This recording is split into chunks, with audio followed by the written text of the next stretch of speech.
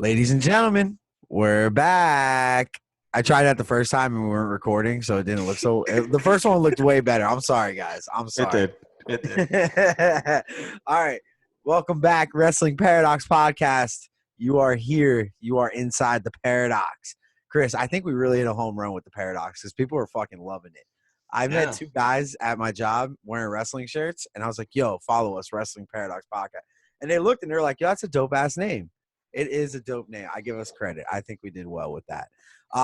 No, we are back inside the Paradox, coming right off the hottest interview of the summer with the Breakneck Kid, Alex Ocean.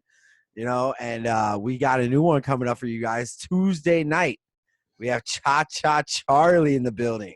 Cha-cha. Excited? Cha-cha. You excited? Cha-cha.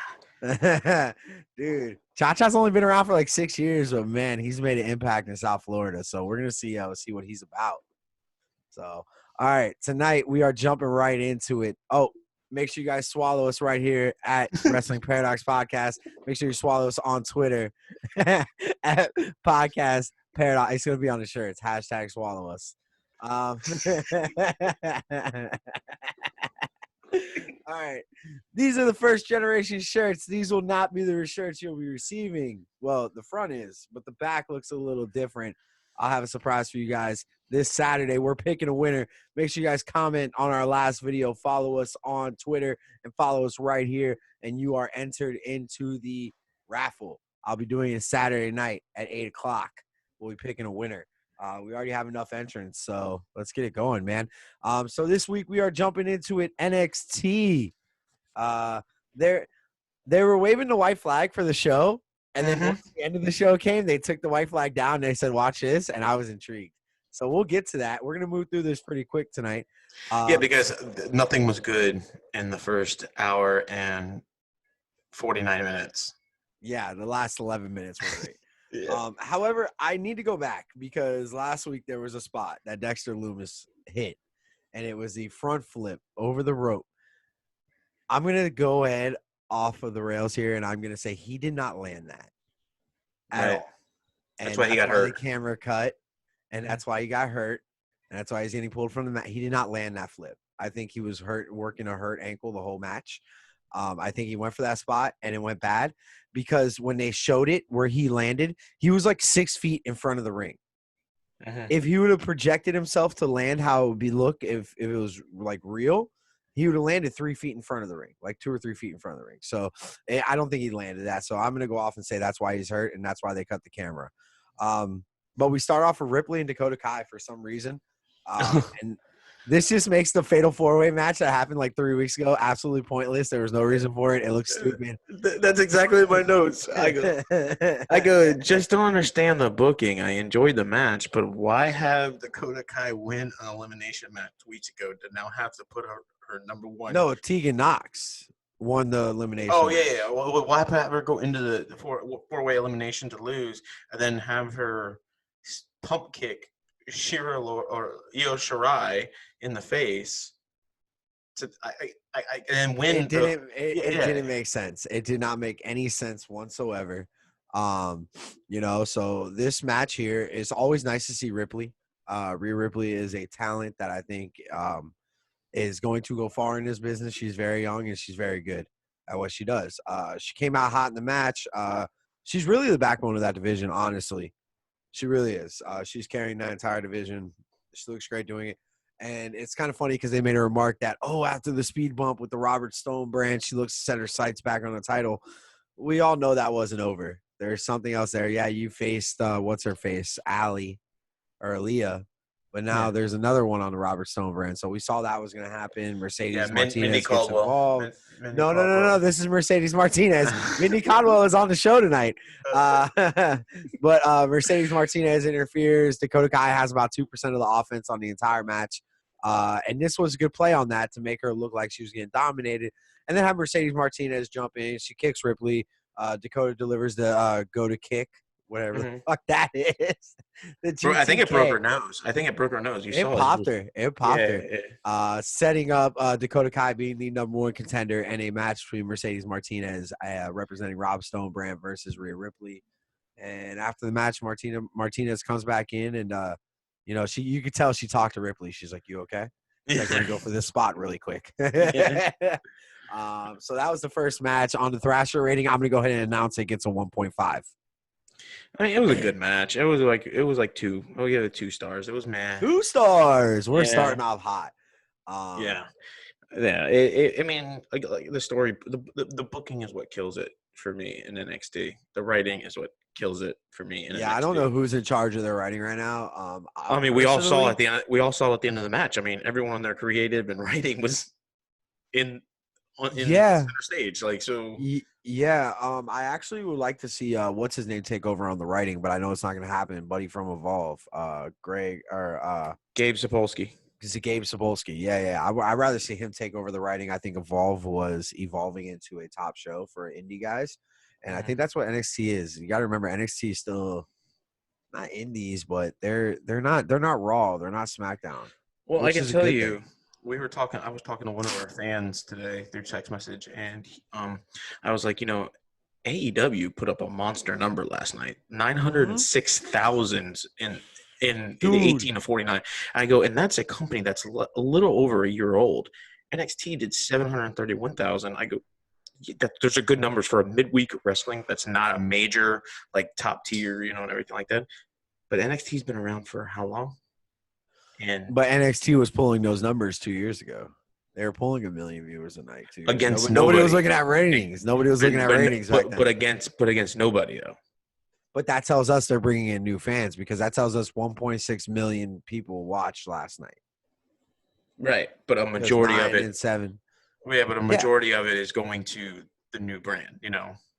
Dude, I saw an old ratings reading from like the 90s. 99, yeah, I saw it. You saw it? You saw it? And it was like 6.5. It was like Warzone, Raw's War, WCW, Nitro. And then it was like Monday Night Football. It was like, what the hell? But it was like 6.4 million viewers watching Raw. Like, what? That's astronomical numbers right there. So that just shows the height of the Attitude Era. Like, it shows what the Attitude Era really brought to us. And I look at it and it's like, I hear people. The wrestling nowadays is better than what it was in the Attitude Era. The wrestling aspect of it. Yeah. Because look, we get Stone Cold. Wow. We get The Rock. Awesome. We get Kurt Angle. We get but we also get DOA, and we also get what were the Puerto Ricans' names? Savio Vega and people like that. Los Boricuas. Like, okay, we had to battle through that, like, sorry ass shitty segments, like the 4th, 5th, and 6th. But then you got Undertaker, and then you got you had better characters back then. Yeah, you had better characters. The wrestling wasn't as great. They weren't as athletic as they are now. And that's something me and you touched on in Alex Ocean's interview. The athleticism that these guys pull nowadays is amazing. You didn't see anybody jumping off 30-foot ladders in the 90s. I mean, unless it was ECW. Right. I mean, you had New Jack jumping off the balconies and trying to kill people. Of course. Well, but fuck Vic Grimes, bro. Fuck Vic Grimes. He's a bitch. Yeah, but you also to back then in '99, I mean, it was a 2-hour show. You had 11 matches in a 2-hour span, 10 to 11 matches, 2 interviews. There was more to keep the fans occupied. Well, they had to. Right. They definitely had to. So anyway, then we get a little promo-ish-esque like screenshot of Pat McAfee and HBK kicking it up at the top of the ramp, just kind of hanging out, kind of figuring out. Yeah, Sean had one eye on Pat, and the other one was on Marty Jannetty. Make sure he's not going to prison. Dude, we're gonna save that for Saturday's show. Marty Jannetty, fucking guy, bro. Dude, do you follow his Facebook at all? No, I don't want the FBI knocking on my door. I follow it. This guy is wild, bro. He posts pictures of like 16-year-olds. He's like on some Jeffrey Epstein shit. He killed a guy at 13 years old. Yeah, what the fuck? I'm just trying to buy some weed at the bowling alley, and its fag comes up. What is wrong with you, man? Dude, and I think in his mind, he's so hopped up on a whole bunch of shit that he thinks the statute of limitations is past it, but there was no case against him, so the statute of limitations hasn't even started yet. So now they're investigating. Yeah, he's fucked. He basically admitted to kidnapping abducting, kidnapping, and murdering somebody. Like, So hold on. Now, what if they go in there and they like find like a random bone or something that an dude, alligator missed? he's already like admitted to it that Well, he knows. Chattanooga police already came out and said that it's not a top priority because of how old the case is. I mean, I'm pretty sure if the family of this said person that is missing would bring up like have an attorney like say go in, and everything like Haven't we that. heard? Have we heard from them yet? Like, would that family step up, or would they be like, "Oh, fuck, that's what happened to Jim"? Yeah, probably. I mean, honestly, if you're in Chattanooga, I'm sorry for all our fans in Chattanooga, but they don't have cable TV and they're still watching 1989 Superstars. So Yeah, no. Max Moon just came out. the Rockers just beat Arn Anderson, and Tully Blanchard on Superstars. So Yeah, right. they did the Rocker Dropper. So All right, so next we'll get into that more at another time. That's another podcast. I want a podcast strictly dedicated to Marty Jannetty, like he deserves no, it. Next it's we on the have Vice Bronson. channel. It's on the Vice channel. It's called Dark Side of the Ring. Dude, it's gonna be on Dark Side of the Ring. Ever since he got smashed through the glass, his whole life has been in shambles. He's a cross between Dark Side of the Ring and How to Catch a Predator. Serious. So I'm saying he's getting his Jeffrey Epstein on, bro. This guy's out of control. All right, Bronson Reed versus Shane Thorne. This is a rubber match. Match did nothing for me. Thick Boy isn't over with me. Dud rating for me. Reed gets the win. Like it did nothing for me. Like you play Bronson Reed up to be this badass. He wins going into a ladder match, this, that, and the other. Then you go back to a rubber match that he had with some jobber. Yeah. Well, I wouldn't really consider Shane Thorne a jobber. But, okay, compared to what Bronson Reed is now, what they're pushing him now, Shane Thorne is a jobber. That's what I'm saying. Yes, like, I understand. It makes no sense to me. Yeah, it's interesting. If you wanted to get Bronson Reed on the show, have him come out after who wins the triple threats match and have him get in the face then, not later on in the show. Dude, do you see this bullshit that they're pulling with like a singles match for all four losers who weren't? We'll get in that later because I have oh my god, dude! I had a headache listening to Reed. Even Willie Reed was like, "What the fuck are we doing?" Like, what the fucking bloody hell? I know my English accent was horrible. So then we go to a backstage promo on the street where Breezango is attacked by Del Toro, El Taco, Guacamole, Phantasma. That's what I put. I put Del Taco, Del Toro. Del Toro, El Taco, the Guacamole. And then we have so here we go back to back with another promo. With another abduction in a trunk. Oh yes, dude. They're just watching Filthy Rich, Jeffrey Epstein's story at home, and Mitch and Man's like, put it in there, damn it. He's like, God damn, pal, that's gonna sell. It's got great shit. This next match I was looking forward to very well because it did something for me. I liked the match. First we had out Punishment Martinez, as you like to call him, Damian Priest, versus Oni Larkin and Ridge Holland making his debut in NXT. Okay, I got a statement. These are my first two sentences in my notes. Why is Holland wearing a brick wall as wrestling tights? Who said that would look good? And he goes, so Holland is having his first North American NXT match, and he's qualifying for a match for the North American title. Where's Killian Dane? Why not get why would you put Killian Dane in there? I mean, come on, that makes sense. Yeah, this guy's they're bragging. They were vignette last week of, it's gonna be his first NXT match. They said he was just having a match. Then all of a sudden they start the show last night. Oh, by the way, he's in the triple threat match for the North American title. What? Like, okay. Yeah, I saw it on Twitter earlier this week, and I was kind of confused, but you should have him go in there and face that fucking Ooga Mooga monster from Underground. That would have been better. No, what you should have done, you should have not had Bronson Reed go up against Shane Thorne and had Rich Holland go after Shane Thorne and beat the shit out of Shane Thorne, and then have Bronson Reed not attack but confront Damian Priest, because, spoiler, Damian Priest gets the win. It was a really good match. It was a good match. It was a very good match. I But it loved Rich wasn't Holland. but it wasn't as good as the other two matches. Okay, I see what You you're see saying what I'm there. saying? Yeah, it was But a good match, but it wasn't as good. my boy Punishment Martinez, bro, guy's a monster, bro. Just such a monster. I'm so excited he's getting his little push right now, and he's gonna continue to get a push. He can survive on Raw. He can survive on SmackDown. Yeah, because of his body type. The guy's amazing. The way he talks, everything. Yeah, but my question is though, I know they said they announced it was going to be singles matches. Did they say who was wrestling who?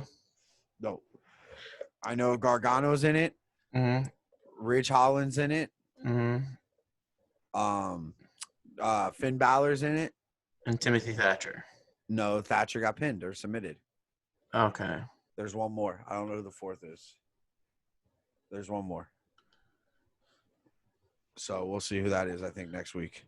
It was Gargano. Well, Finn. the first week it was Bronson Reed, Riddick Strong, Roddy Strong, and Gargano. And Roddy Strong got pinned. Yeah, so that leaves Gargano.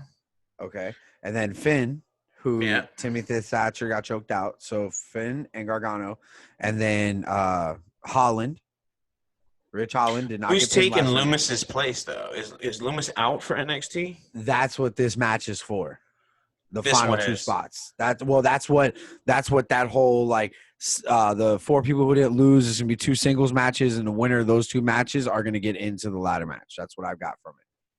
But there's only gonna be 3 people left, so how are you gonna have 2 singles matches? Sir, you are just as confused as William Regal is, bro. Regal's at home like, what the fuck did I say? Because that's what I couldn't understand. Like when I was watching it, I'm like, there's been 3 matches. Okay, and you're not going to have the people that submitted or got pinned in the match, so you're only going to have 3 people. I don't fucking know, man. Can we just move on? Dude, it's just like Common Core math in fucking elementary school. Like, I can't. Dude, I don't get it. It's so easy to come up with an answer, but they give us this shit. All right, let's move on because we got more important things to talk about later on. All right, so next we get the promo before the commercial break of Lee versus Grimes. So here's my thing. Why not refer to Grimes as the self-proclaimed number 1 contender? Mm-hmm. He's pushing that character. Push that for him. That's what the announcers are for. The announcers are there to go, oh my God, he's the self-proclaimed number 1. Don't go that hard with it, but you understand what I'm saying. Say he's a self-proclaimed number 1 contender because that's what he's been saying he is. So let him be that. At least make it interesting. Because to me personally, Lee or Grimes kind of put a decent match on. Yeah, it was a good match. I thought it was a good match. So the match was good. There was a couple good spots with Grimes. The counter on the BBC. Keith Lee eventually got the win with a spirit bomb. But what comes after the match is another amazing promo by apparently a real-life mercenary that I just and he's a murderer, and it showed because he killed all the wrestlers in the back. Did you see poor Oni? Yeah, I mean, I felt bad. I really like Larkin. I know we skimmed through that match, the last match, but Larkin, he really impressed me last night. In that Larkin's awesome, man. I think he would shine in AEW. He's just got the wrestling style for it, the just that hard hitting style of. That's everything I like, dude. Those uppercuts that he throws, which Cesaro throws too, them European uppercuts are nice, man. Yeah. So, hey, Triple H, real unprofessional place you got here. Real unprofessional place there, pal. Nice little jab, man. Just a little jabs like that. I love it. And it's giving me a boner. It's giving me a boner. He was fed that line too. He was fed that line. He was fed that line, definitely. So Cross comes on, cuts another amazing promo, lays out. So he goes, everyone you care about is going to get hurt or some shit last week, right? So this week he lays out like 4 people in the locker room. It's like, all right, but Lee doesn't give a fuck about those people. Like, I don't understand like where that's coming from. Or I'm pretty sure Oni Larkin is not invited to a barbecue at the BBC house. So. Yeah, right. So it would have looked cool if they had like Mia Yim tied up. That would have fucking done it right there for me, bro. That's have an induction of Mia Yim. That's it's 2020, sir. You can't do that. But here's the thing: if you're gonna lay out the threat that everything you love is gonna suffer, or everyone's gonna suffer that you're connected to, then why the fuck wouldn't you lay out Mia Yim? Yeah, but you should have Scarlet like torturing her or something like that. You can't have Cross doing that. That's just it's too risky. Yeah. All right. So we move on to what we were talking about, the William Regal promo on the North American title. Loomis is out, so now we get some weird fucking thing. I don't know. It gave me a fucking aneurysm last night. I don't get it. But anyway, Yeah, so we went he actually called me. He said he has an aneurysm, and you could see one eye's looking one way and one eye's looking the other. They call it the Shawn Michaels aneurysm. Hey, who are you talking about, man? All right. Hey, you remember you said a joke a couple weeks ago about the My whole NASA, life was a fucking joke, bro. no, the NASA, the lady that was on the Challenger that blew up, and you said what color her eyes were. What color were her eyes? Blue, because one blew that way and one blew that way. Yeah. Did you know what kind of shampoo she used? Head and shoulders, because that's all they found on the ground. The way that I heard that joke was, hey, you know she had dandruff, right? You want to know how she knew? Because all they found was head and shoulders. All right, so we move on. Delgado, Del Toro, El Taco, Del Laco, Guacamole, Phantasma comes out carrying the one, the only Johnny Curtis. Right. God, I feel bad for him, man. His career could have been so much better. Bro, I could have wrote this better. If they would have abducted or like Swerve walking into the building and then beat him to a pulp in the middle of the ring during this promo, that would mean you're not going to beat up somebody. Just go back to Karrion Kross. This goes back to Karrion Kross too. Like last week, he's like, "Oh, I'm going to go after everyone that cares for you and that you're close to." But I'm going to beat up jobbers and then Oney Larkin, and then Del Taco, Del Toro, Del Scupa Carnitas, abducted Fandango. Did you just order Chipotle? Yeah. Is that what you just did there? It sounded like you ordered Chipotle. Yeah, with lime chips. They jump Brazongo. And then call out Swerve. Like, yeah, he called out Swerve, and I was like, wait, did he goes, hey, Swerve King? And I was like, wait, what? Isn't that what? I'm like, what the fuck? I was like, oh, my eyes are hurting. I'm like, what the hell? I don't know. But anyway, and the belt was like purplish black this week. I don't know what color. See, I told you it's different color. That's different color. Every fucking week that belt is a different color. I know I wasn't going crazy. I know it was not going crazy. I'm a belt guy, and let me tell you something. If that thing was black, I would have ordered it a long time ago because it was purple. That's the only thing that was turning me off. And now it's like black, but I go on the website and there's only purple ones. So I'm like, fuck, I gotta order this thing and get it re-leathered or something. Fuck. I like that black look on it. It looks good. So anyway, Damian Priest promo outside. Bronson Reed shows up. Oh, big thick boy. But that's a 1v1. Why does Damian Priest have sunglasses on outside? I wear my sunglasses at night. At 10 o'clock at night. Hey, man. It's the way the world works. I don't know. It's how it turns. So we get Pat McAfee on commentary. The GOAT. The GOAT. For the brand, baby. Hashtag for the brand. So we see Imperium versus Red Dragon, or as you like to call them. No. What? Pat McAfee comes out on commentary for the Tegan Knox Mindy Caldwell match. Oh shit! Where's the Mindy Caldwell match on my thing? Don't worry. Oh, Tegan Knox versus Mindy Caldwell. There it is. Quick match. Knox with the win. Match sucks. I think they only had to have this match to put Pat on camera and commentary. Knox gets the victory. That was my note. Yeah. Shiniest wizard. Yeah. I think Kane's like, man, I should have Jeffrey Epstein that girl. All right. So anyway, Imperium versus Katie Vick. Hey, we have a lot of new subscribers and new watchers of the show. We should not do the whole pedophilia comments anymore.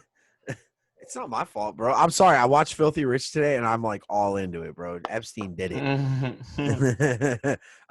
Imperium versus Red Dragon, or as you like to call them, Undisputed Era.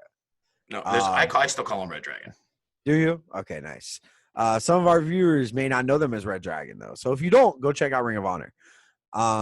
So these are two great tag teams going at it. The problem is with me, and Chris kind of explained it a little bit. The story of this match is more or less listening to Pat take jabs at Cole, which is kind of upsetting to me because that was taking away from what Kyle O'Reilly went on like a 2-minute run where he was just taking out both members and he was looking good doing it. He looked great. The only thing that doesn't look good on that guy is the fact that he has brunette hair and red beard. I don't get why he did that to himself. He looks so weird with it, man. It's so weird. But Pat's favorite spot is my favorite spot, and that's Kyle O'Reilly coming down with the belt, playing the guitar. Looks great doing it, just strumming it away like Hulk Hogan. You know who Kyle O'Reilly reminds me of? Like he can be an extra on the movie The Ringer with Johnny Knoxville. Yes. So Beth when the walks fuck out. Do we get ice cream? Did you get ice cream? I didn't get no ice cream. Jeffrey Dahmer with an O. Jeffy, wasn't it Jeffy? So you scratched my CV in broad daylight. So to all of our new subscribers, we pretty much go off the fucking rails here. So Imperium and Red Dragon going back and forth. Beth eventually gets upset because he called Adam Cole a little person or something. Yeah, he didn't even say midget or anything. He just said short. Yeah, he called him short, and Beth just lost her fucking shit. No, he didn't. He said he's a little kid frame, big head, big brain. Yes. So he plugged his show though. He definitely plugged his show. He knew to plug it. And he knew to plug it. So anyway, they kept making it seem like it was just Pat and Cole out there, and it took away from the match, which kind of upset me because this was a match I was looking forward to because this is the first time they wrestled. Yes, I think so. But it's gonna be a rematch. It's gonna be a rematch at Takeover. Good, and we're gonna get Cole and Pat at Takeover as well. Mm-hmm. I wonder what kind. Do you think Pat McAfee's gonna wear trunks or long pants? No, he doesn't wear pants because he says his thighs are too big. He's got piss missile rockets on his thighs and quads. He's gonna wear probably MMA like style shorts with a weight belt. Nah, there's only one person that can rock that. My dog Alex. Ocean. So essentially what happens, the inside the ring, they get distracted because Cole walks over to Pat McAfee. They start going at it. Cole throws water on Pat McAfee, and they kind of get back and forth, and it just turns into this crazy shit. While all that's going on, Imperium gets the roll up on, or they get the finishing maneuver on Kyle O'Reilly, I believe it is. So as everything's going on, do you want to take over here? I love it. Everything's going on. Everyone comes out. You have Paul Levesque come out, and what's his name? Sean Hickenbottom comes out, and they're separating everybody. And Pat walks away. He's getting pushed out. He's saying, "Oh, I'm leaving. Then he stops. He moves Drake Younger out of the way, comes back to him and says, "I just gotta say something. Gotta get something off my chest. I was just Joe and Jazz and having fun. I'm gonna go on." He goes, "But you know what? You're still going to be a bitch." Yeah, he's like, those are these little, tiny, angry bitch. And the way he said bitch, just dropped it. And then Cole lost it, dude. Just fucking went nuts. And it was so cool to see. But you can see what Cole was setting up. He was crawling across the table. And he was laying on the table. Yeah. And they set it up pretty good. And then Pat just fucking boots him. Punted. And then walks out and gets to the door because Triple H wasn't walked out. Pushed out by Triple H. Pushed. Triple H was putting hands on, gets to the door and goes, "Hey, Triple H, real unprofessional place you got here." And walks away.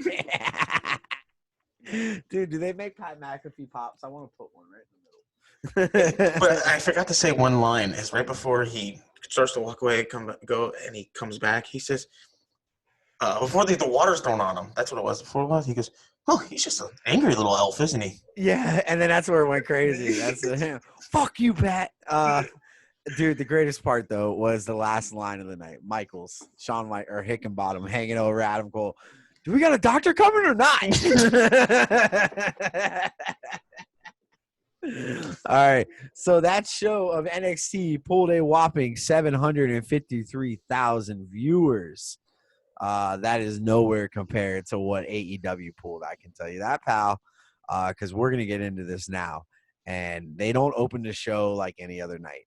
They open the show with 12 men. Jobbers in the ring. In the ring. 12 jobbers in the ring. 12 men. What do you mean jobbers? Yeah, 12 jobbers. FTR, Elite, Dark Oh Order. yeah, these are all jobbers. Mhm. So they obviously know, and they've been listening. That Thrasher has always said it's always about how you start your show. So they start big.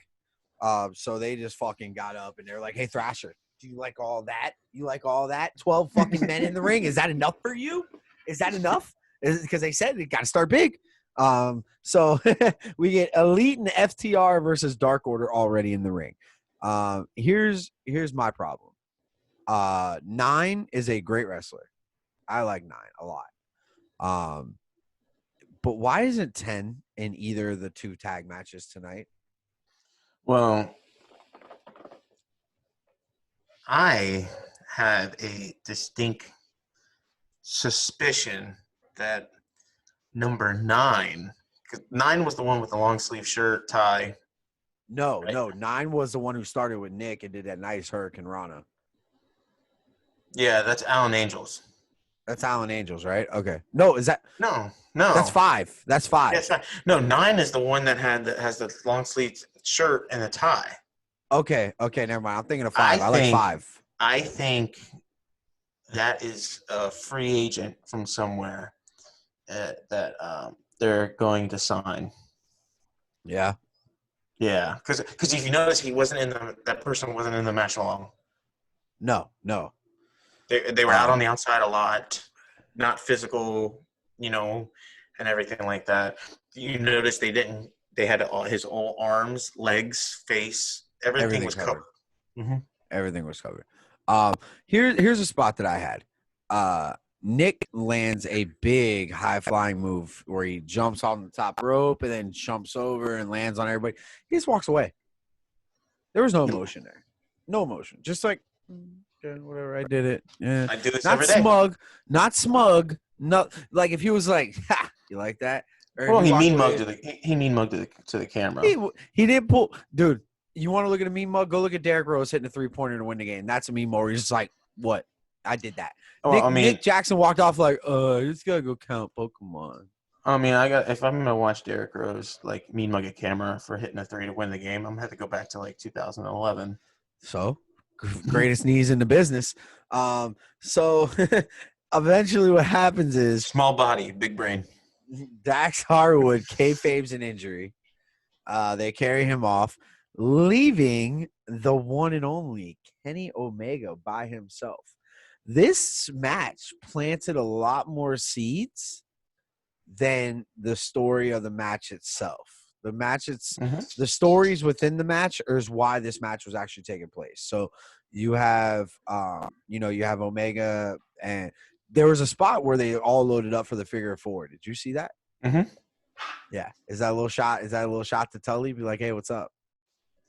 No, I think it's because all 3 of them were in the IWA Mid-South together. Oh, yeah? Mm-hmm. Well, when they loaded up for the figure 4, they all look like they're about to throw some fingers, but kind of got stopped there for a minute. So leaving Omega to his own, then you have Bucks and Omega kind of by themselves, and then Paige returns. Paige came back hot, took everybody out, and then Brody Lee eventually gets the win on Paige. I got a big spot too. It was right after Paige helps Wheeler and Hardwood to the back. Matt Jackson goes to do an insecure kick on Uno. Uno catches the kick and gives it to Rick Knox. And yes. Looks at it. And then Uno goes a swinging neck breaker from behind. I thought that was the coolest thing ever. Rick Knox is just holding his leg like, he looks at it and then it's just swinging neck breaker. Brody Lee does a crazy suicide dive. Mm-hmm. Bro, like crazy suicide dive. And then I love the super kick spot into the Snapdragon suplex on Brody Lee that Omega did to him. Yeah.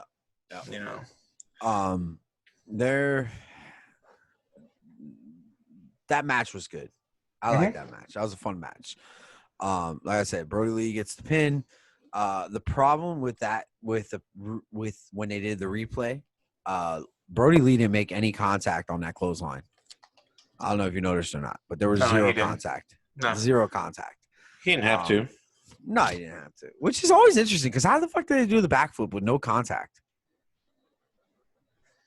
I guess. I mean, Sammy Guevara does it, Yeah. Me and you were going to try it tomorrow night in the pool, naked.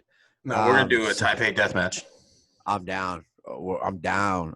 Isn't that what Alex's match is? No, yeah, the Taipei death match is the wrestlers take their hands up in athletic tape, then dip their hands into glue, and then dip their hands in buckets of broken glass.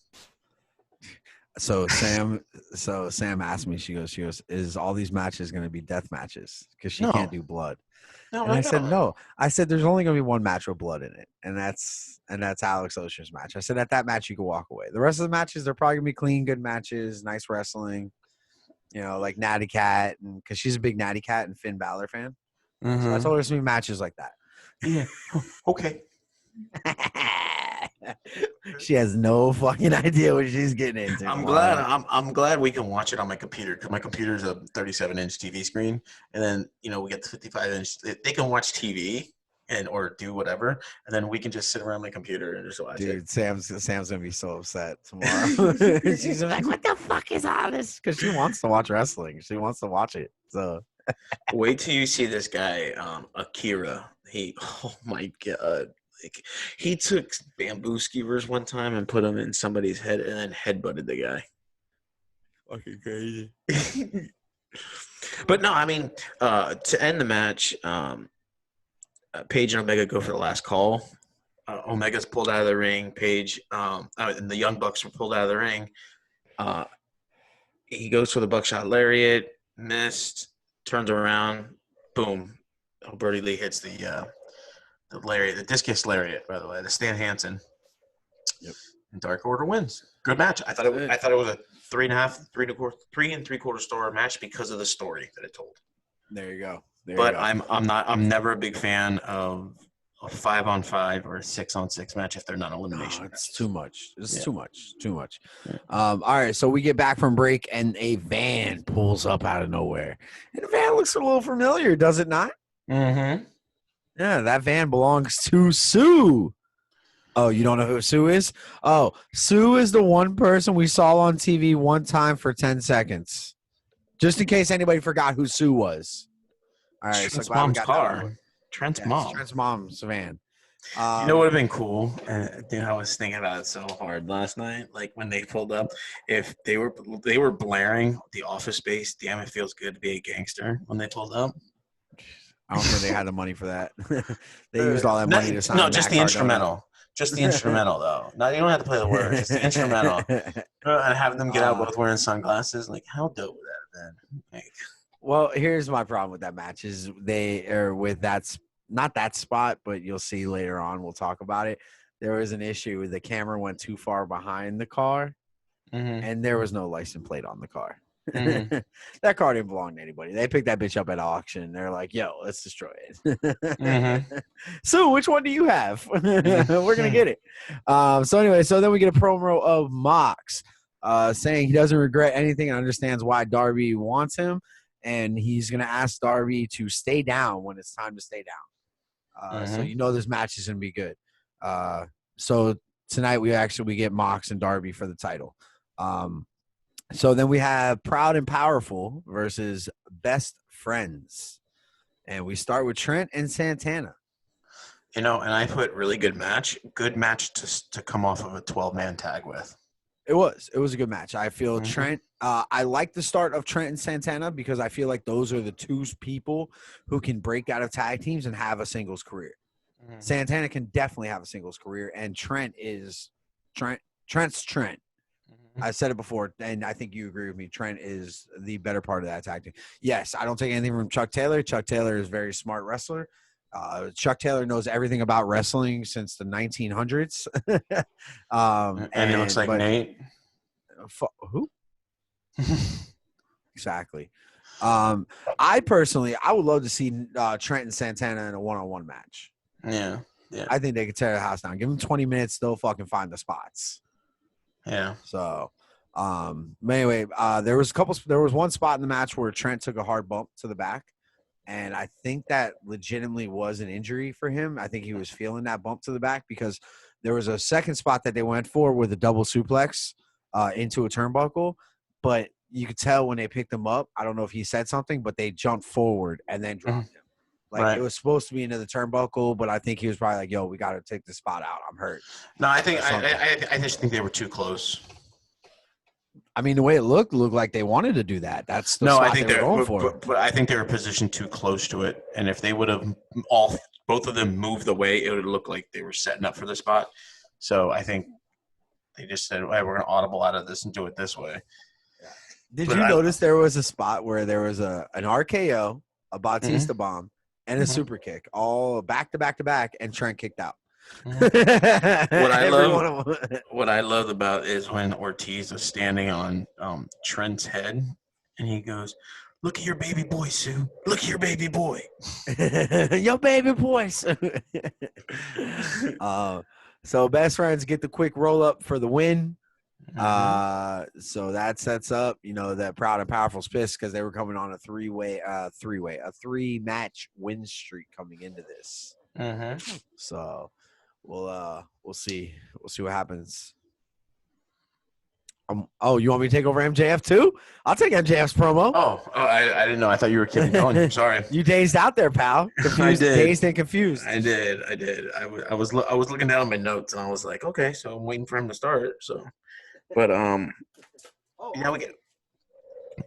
we go into MJF promo and briefing, and I like it. I mean, I like this, but again, going off of what I said last week, they could have done it differently. They could have just had a pipe bomb. If they could have kind of continued the pipe bomb into this week. But I love it how at the end of the briefing, someone asked, "Well, what happens if Darby wins?" He goes, "Oh, that 125-pound Nemo kid? Yeah, can't wait." Well, MJF is winning in the polls right now, 100% to negative 88%. I didn't know if you saw that. No, I thought it was 1,000%. 1,000%. Was it 1,000%? Yeah, I think it was 1,000% to negative 88%. Hey, just smile, Nina. Just smile. Mm-hmm. Okay, I'm gonna keep this here forever. Oh God, MJF is the man, and you're gonna be really upset when he wins the title at All Out. You're gonna be like, God, they put it on that guy. I don't think he's gonna win it. I don't think he's gonna win it either. It's gonna be a fucking. It's Wardlow's gonna turn face, gonna cause him to lose, and that's gonna be a smooth transition to get MJF away from the title picture. He had his title match. Get him away from the title picture and put him into a rivalry with Wardlow. That's what this is gonna turn into. He's gonna win that rivalry too. I don't see MJF. I don't see MJF losing a lot in AEW. Well, I can also see then turning Wardlow, and then Wardlow maybe beating Cody for the TNT belt, and then have MJF go against Wardlow for the belt. I don't know, Scorpio Sky, baby. Yeah, it's gonna be a good match next week, but I don't think Scorpio Sky's gonna win it.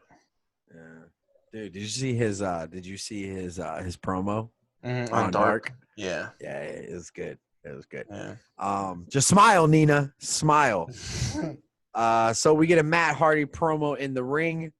Says he will always be there to help Private Party. Says he tried to help Sammy G. Sammy G sneaks up behind Hardy, and Hardy's like, "I knew you'd come." Kind of like goddamn Clarice and Hannibal Lecter. I knew you'd come. Hello, nephew. So just so you know, if you didn't see this, Sammy Guevara is in some trouble right now for a shot that he took at Hardy that was not supposed to happen. Yeah, I don't know. I have to defend Sammy G on this because first off, if you go watch the replay, when he throws him into the post, Hardy grabs his head. So I don't know. I think he bladed, to be honest with you. I think he bladed too deep.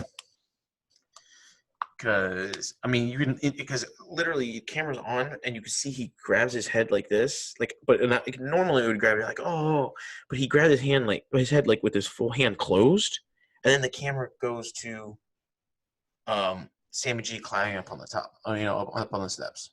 Well, I heard it was the chair shot. I heard he threw the Yeah, chair and the leg caught him. I don't think it was the chair. I think he gigged himself.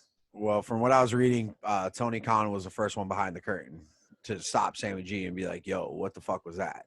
Mm-hmm. So that's what I read on one of our little sheets that Tony Khan was the first one there. So I don't know, but so Sammy set him up. Nice. That was a nice little splash. He kind of just threw his shoulder right into him. He fucking just went all for it, man. It was great. So we're gonna get Sammy Guevara and Matt Hardy one-on-one. I'm sure it all out. That's gonna be there. Yeah, I'm so pumped for that one. Yeah. I'm jumping up or down for that one. So outside, there's something going on outside. What's going on outside, Tony? What'd you hear? There's something going on. Is it Brooke Baker? No. Brooke. Yeah, Brooke Baker. Brooke Baker. It's Brooke Baker Mountain. With Sarah J. All right, so outside you have Santana and Ortiz. They're attacking Trent's mom's van. But while they're doing that, the camera kind of moves behind it, and you realize it's not a real car. It's the fake van. So, and the first thing that gave it away is there were cameras inside of the van. So it was do you remember when AJ Styles and Shane McMahon were going at it on SmackDown before their big match? I think they fought at WrestleMania or something. Yeah, they fought at the Mania we were at, didn't they? Did they? I think they did. Or was it Kevin Owens and Shane McMahon? I don't know. I can't remember. It was Kevin Owens and Jericho. So they had, in that rivalry, he threw Shane through a car window. And people were like, oh, that wasn't supposed to happen. Well, actually, it fucking was supposed to happen because there was a camera inside the car. Why do they put cameras inside cars? That's the biggest killer for me on kayfabe. You want me to believe this shit is real? Don't put a fucking camera in the car. That means you were waiting for it. You set up for it. So. First off, you want to know what I would have done is I would have had the camera pick up on them when they're in the mid of taking the tires off the car and putting it on cinder blocks. That would have been funny as fuck. Because when they go to later on the show, when Trent and Chucky T are talking about getting revenge and consequences and everything, the car is up on cinder blocks. Yeah. So why not? And they're like, oh yeah, you I promised. Yeah, exactly. Then beat the shit out of the car once you take the tires and wheels off the car. Exactly. I did like the walk away though, with Ortiz walking away and just throwing the sledgehammer back, and it goes through the fucking window. Good spot. I wonder how many times they had to do that though. I don't know. There was a couple cracks on it. Can you imagine if he missed? Like, how many times did he miss the windshield? I don't know, man. Next, we get into Dark Order versus Cardona and Cody. They should, dude. Honestly, they should call themselves the Sweet Life. Like, that's what they should be named, the Sweet Life. The Dark Order versus the Sweet Life. You can't give him a tag team name because he's not going to be in AEW that long. I don't think so either. Somebody goes, oh, Cardona signed for 5 dates. It's a feeling out period. A what? The fuck is a feeling out period? Shut up, you Mark. What's wrong with you? Yeah, I'm like, somebody said that to me on Twitter, and I was like, what? Okay, whatever. I told you that last week. I was like, no, he's not signing for a big deal. Like, yeah, I thought it's only a few shows. Like, it's only a few spots. Yeah. So, and did you see Cardona's face when Arn was like trying to show him the playbook? He's like, "Yeah, whatever. I'm not reading that shit. Fuck out of my face." I can tell you the reason why. First off, I'm going to tell you my notes, and then I'm going to tell you the reason why it was booked this way. My note is it's an awkward match. I wouldn't have booked Cardona debut against a jobber tag team. You book Silver and Reynolds to get squashed for weeks, then make them look so good against Cody and Cardona. Cardona gets the win with the radio silence. While walking to the back, Scorpio Sky was waiting in the entranceway and points at Cody's TNT title. The reason why they booked Cardona going up against John Silver and Alex Reynolds is because John Silver and Alex Reynolds basically started wrestling at Creator Pro Wrestling, and so and Matt Cardona trained there, and he started wrestling there as well. Kurt Hawkins, aka Brian Myers, is co-owner of Creator Pro Wrestling. So I think Cardona had a say in who he was gonna wrestle. Yeah, exactly. Does John Silver have a slight form of dwarfism? No, he does not. He's just very short, but he is very talented and very stocky. Dude, he's very, very talented, man. Yeah. He's got a I believe no, I'm sorry. That's if you want to go back and CZW wasn't all deathmatch wrestling. They actually had really good wrestling. They just had a lot of titles, and there was like King of the Deathmatch title, then there was a heavyweight champion, then there was a true champion. It was a whole bunch of shit. But John Silver and his tag team partner, I can't remember who his tag team partner was, had a great series of matches with Drew Gulak and his brother. Very good matches. Oh my god, they were like the best matches. Yeah. This match, like you said, I didn't think it was the best for. It was very awkward. It was very awkward. Did you see JR almost called him Zack Ryder? JR's like, yeah. Wait, what do we call him now? You know what I want to call him? Yeah, it was very awkward, and you can see that Cardona was very awkward in it too, because he was doing like the most mundane, greenest moves ever. Well, he was trying to rejuvenate his career, trying to be a different character. So as you said, Cardona actually gets to win himself.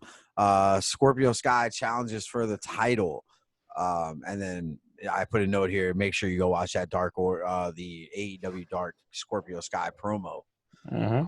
I would like Scorpio Sky not to talk. I like the promo, but I think he does. I think he wrestles better than he talks. I think he's a good enough guy on the mic as he is in the ring. Yeah.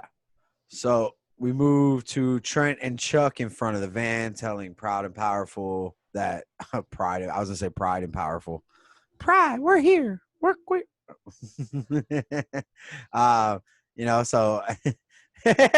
what are you looking at me for?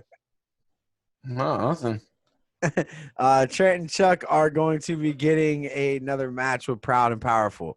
And then we move forward to the debate.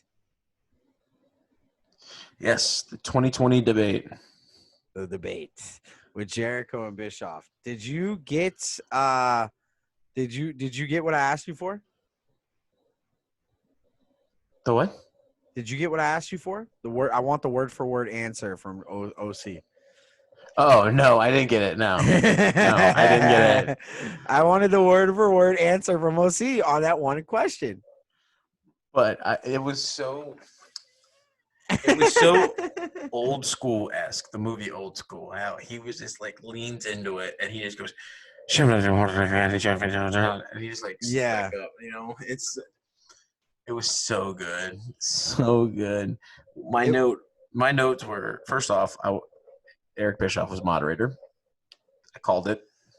But my note is Jericho, ginger jackass who plays pocket pool on the weekends. After I beat you on August 12th, you're gonna go back to being Jim the Jamba Juice guy. And then he gives his Jamba Juice order, blueberry with pumpkin seeds and protein. With extra protein. Like, dude, I died.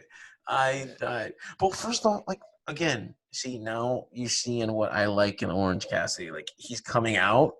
Dude, I love the little mannerisms. Like first off, Jericho needs to stop spending so much money on his suits. I mean, $7 grand, $10 grand, but he looks like $1 million. Like, I love it. And then when he goes, thanks for dressing up, Orange, and he pulls the fucking clip-on tie out and puts it on. Dude. Yeah, I popped for that. Fucking good, bro. The first jab, did you miss it with JR and or Tony Schiavone on Eric Bischoff? He was like, "This is the first time Bischoff's been on TNT in 24 years, and his hair used to be darker too." Well, I love it when it was the last question Eric Bischoff asked Chris Jericho start, and Orange Cassidy just goes, "Chris, shut up." He has a point though, man. This is a big match for Chris because what if Chris loses to the guy who plays pocket pool, which he's gonna. OC is gonna go over in this match. I've accepted that fact. OC is gonna win it all next week, and then they're gonna have. Are they gonna have the rubber match at All Out? Yep, that's what I said. I had a feeling that it was gonna happen. Yep. Yeah. So Cassidy won the debate because of the two answers. I mean, Cassidy definitely won the debate. So. And you know what's great is when he was given the water level answer, you can see in his sunglasses that it was written down on a piece of paper or index cards because the reflection in his sunglasses was, you could see it was, there was something there. Was it? I didn't see it. I didn't catch it. Yeah. Yeah. But it was still well done. He had to read it that fast. Yeah, he did great. He did great. So, but no, OC gets attacked by Jericho and Hager to end everything. They fucking destroy him, and then out comes Best Friends. Surprised FTR didn't come out. They come out for everybody else. Shit, dude. Well, yeah, kayfabe the injury, bro. Kayfabe the injury. All right, so we get a Britt Baker promo with Tony Schiavone. She picked Reba to be the one. And Reba took that whole dump truck and put it in the ring. Boy, you seen that thing? Bro, how about that sweet moonsault that she did from the middle rope? Dude, Bro, it was my fucking note right there. Nice moonsault, though. Dude, it was a perfect moonsault. Yeah. You know, and she caught her nose on the way down in the big swole. You know what how I would have written this? Is I would have had Reba distract the ref, and when Big Swole was in the corner yelling at Britt Baker, I would have had Britt Baker hit her with the bullhorn or the mega horn, then have like Reba do something, then do the moonsault, and have Reba get the win. Yeah, I thought Reba was gonna win that match. I really did. But Reba came out and she was like, "What do I do? What do I do? What do I do?" She kept jumping around the ring. She had to play it. She had to put that she never wrestled in TNA before. Yeah. So can I ask you a question? Sure. Does everybody's music in AEW kind of run together? They use like one pure form and then they like go off of that because Best Friend's music and Big Swole's music is identical.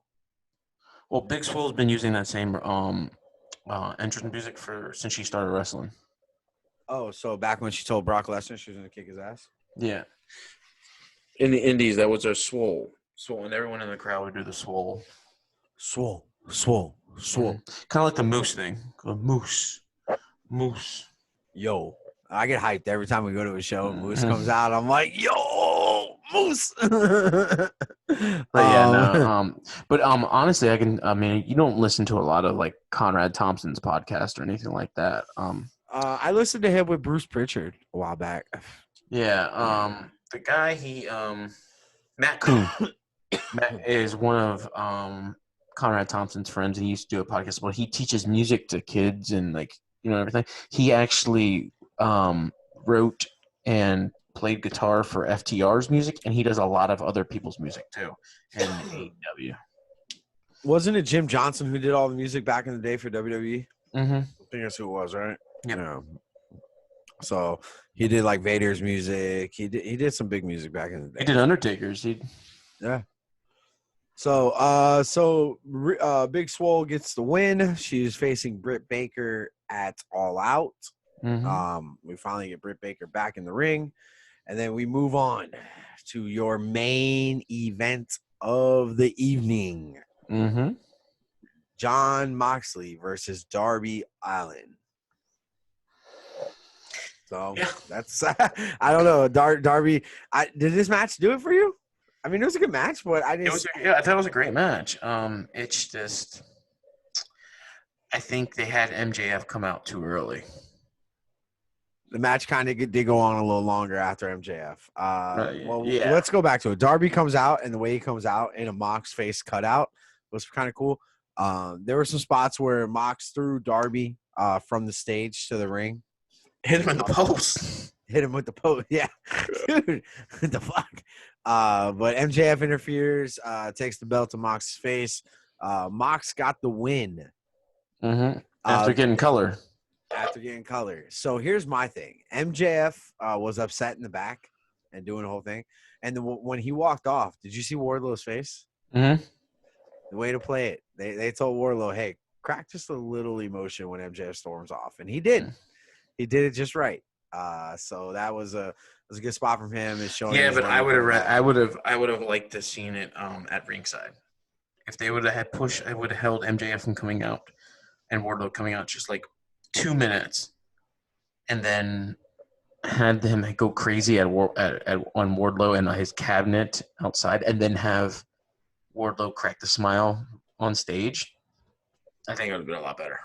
You think Linda McMahon's in his cabinet?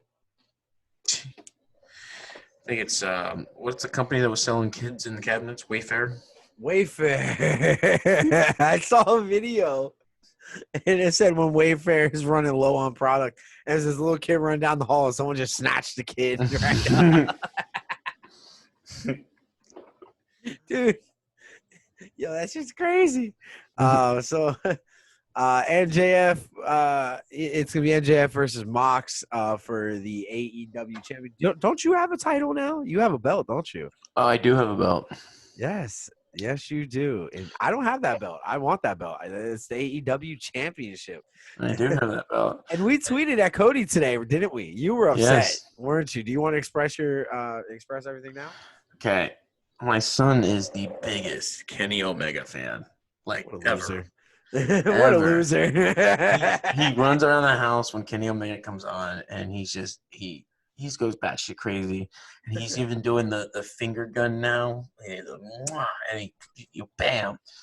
So the figures were supposed to come out Monday.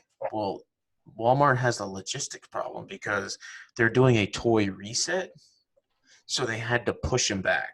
Well, I've gone to 3 different Walmarts in 2 days, and none of them one of them it didn't have the tags even up.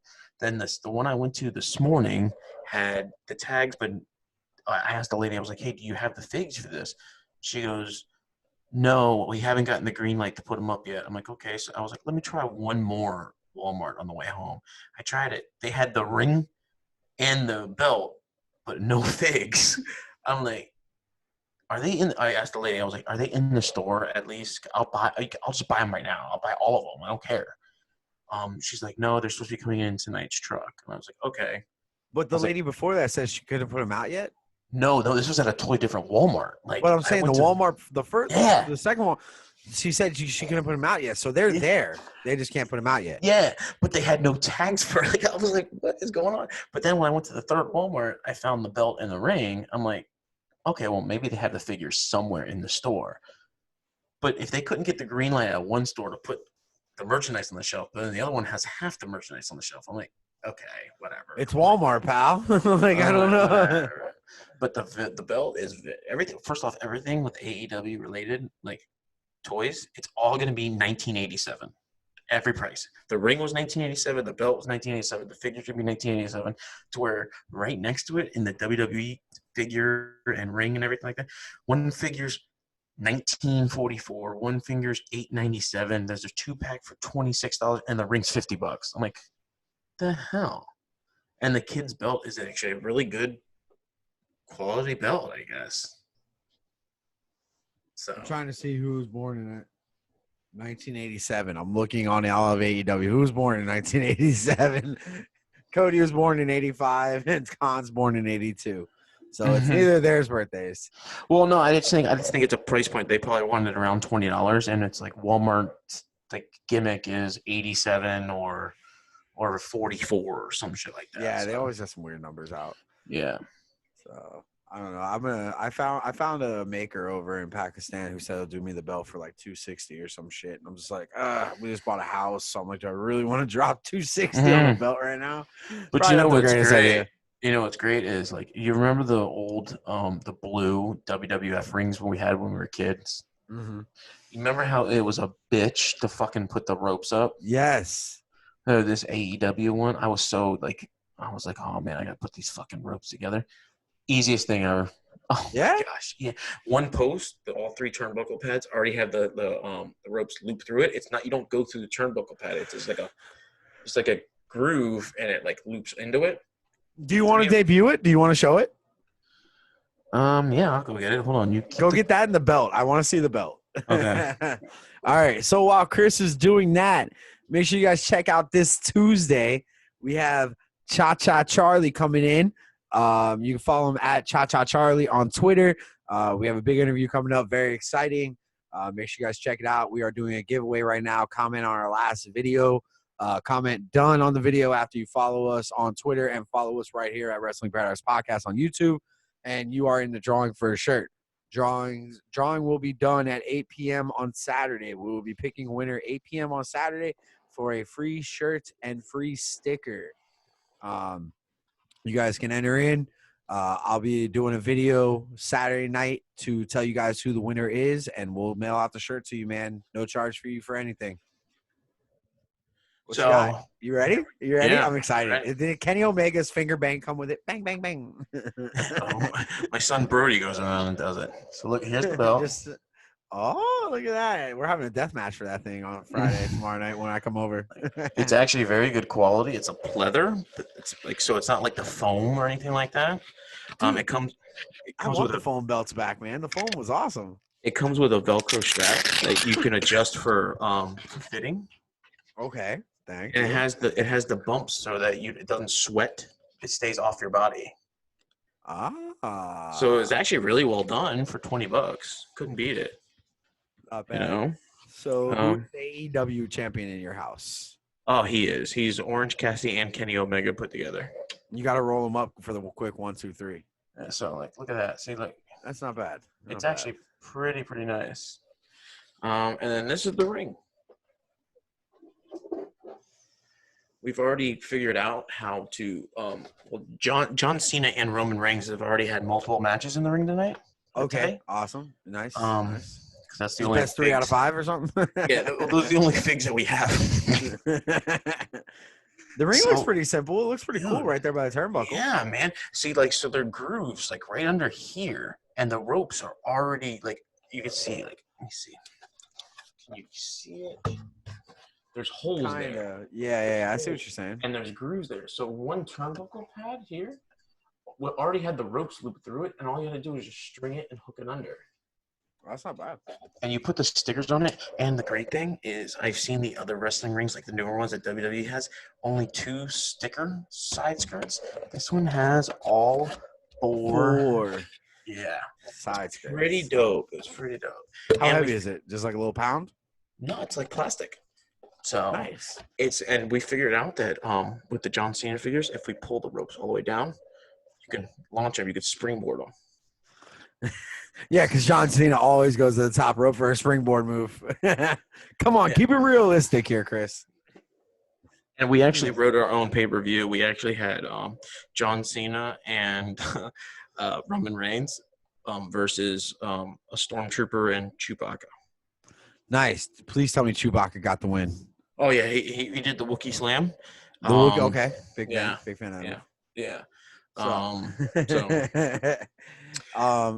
Cena was like, I can't eat you, and he goes, because you were a little chewy, So Yo, can I bring my pops over? Can I bring them out? We have a match. All of them. I'm gonna bring all my pops, and I'm bringing a belt tomorrow. I will let you pick the belt. I'm bringing a belt. Bring your Kmart special. How about the Stone Cold title? No, don't. You're not bringing a belt to my house. Ring of Honor. I'll bring the Ring of Honor title. No, for Brody. Let Brody hold it and have fun with it, man. Okay, you bring a belt for him. That's what I'm saying. I want Brody to experience it, man. Brody's gonna be like, "Oh my god, my belt sucks, Dad." All right. And I'll look at him and be like, "I'm not dropping a card payment on a fucking belt." I started with one. Right. I started with an ECW championship, which I don't even have anymore.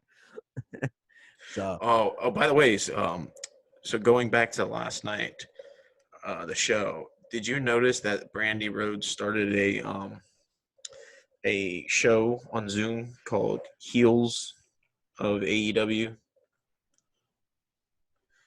How do you start a show on Zoom? Are you just passing out the fucking username to everybody? No, people have to pay. I'll pay for OnlyFans first. Get the fuck out of my face. Yeah, they So people were criticizing her. Um, like they were saying these fans were coming down on AEW's use of women's wrestling while questioning while AEW heels exist. Rhodes was trying to state that AEW heels was a platform for female wrestling fans, not for fans of women's wrestling. Um, so they were backlashing and criticizing Brandy Rhodes. She just deleted her Twitter. Did she really? Yeah. Dude. Her I don't understand why she's in like that first line of toys that came out. Like, do you want to take a bet on which toys and like sell the least? Well, I can tell you right now that the tags that were at Walmart, I think, are just Cody Rhodes, Jericho, and Kenny Omega. Okay. So those are there's only 5 things so far that I've seen of locations at Walmart. Are the belt, the ring, and then 3 tags. I think I saw Jericho, Cody, and Kenny Omega. Yeah. They're gonna sell. Whatever sells, man. They're gonna Dude, sell. I'm probably gonna buy 2 of each. One so we can take out of the package, let them breathe, and then the other ones I'm gonna hold on to them. Yeah. Mm-hmm. So when this company shuts down in 2 years, Not at the numbers they're doing. no, far from it. WWE has some answers to go to Fox.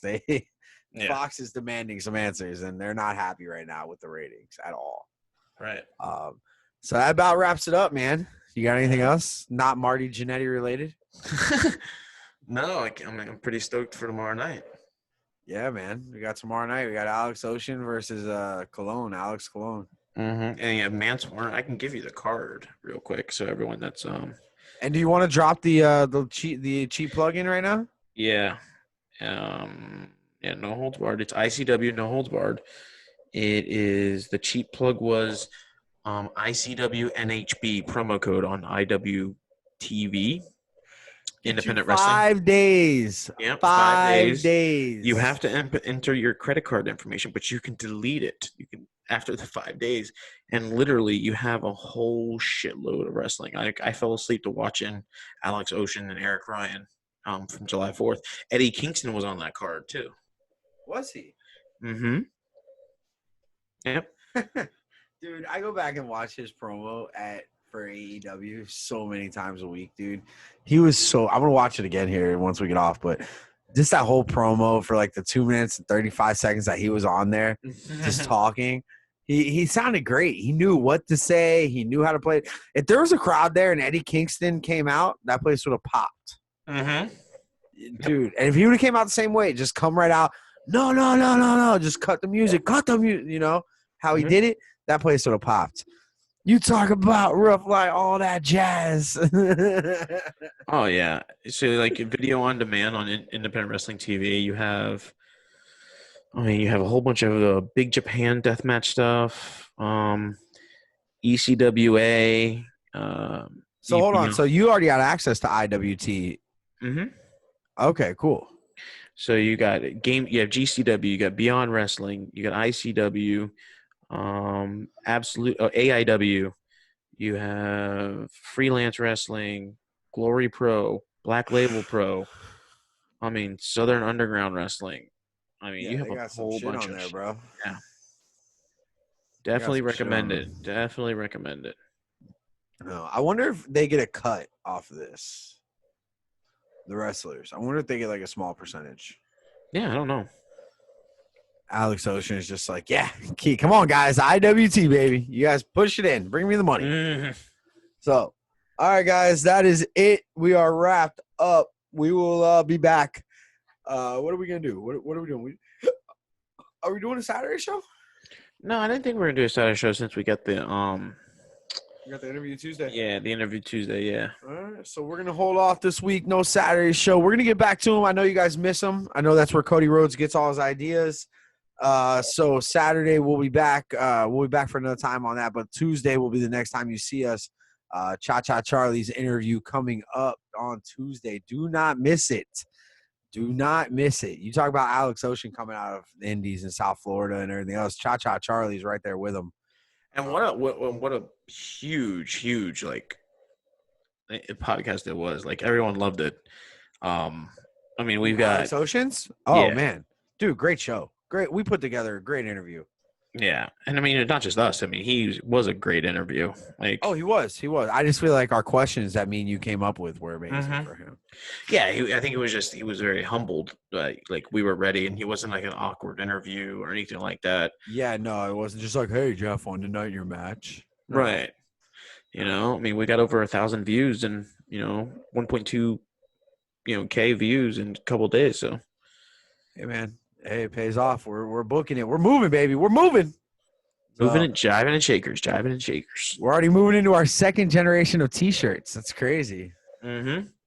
Products are coming in, orders are coming in, and orders are going out. I'm trying to get everything out as fast as possible. I'm sorry.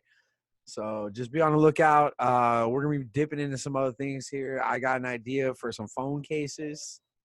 Yeah, I got some ideas going around in my head, so we got to figure out how to do it. Oh, all right, guys. Hey guys, you guys are finding this out right as I am too. So yeah. I got some new ideas. I'm tired of just shirts. I want phone cases, bumper stickers, everything. Let's go. I'm going on a campaign here.